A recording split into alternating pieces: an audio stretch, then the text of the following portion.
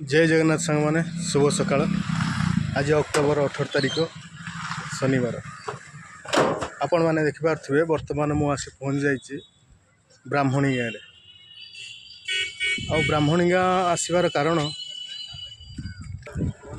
जन्मरू जो मैंने विकलांग अच्छा से देखे जजमेंट करी मार्किंग करी से सर्टिफिकेट प्रदान करा जाउछि।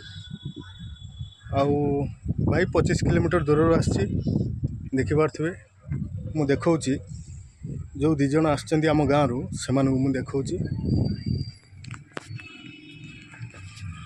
देखिपे ये भाई जन को जन्मरू विकलांग देख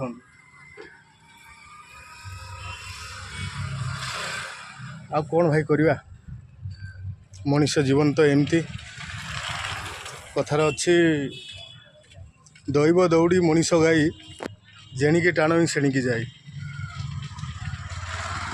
ता बिना अनुमति रे कौन सी गछर पत्रटी भी कौलबनी आपण मैंने जानी। ओ भाई रही आज दिन समस्त मंगलमय हो या मोर कामना।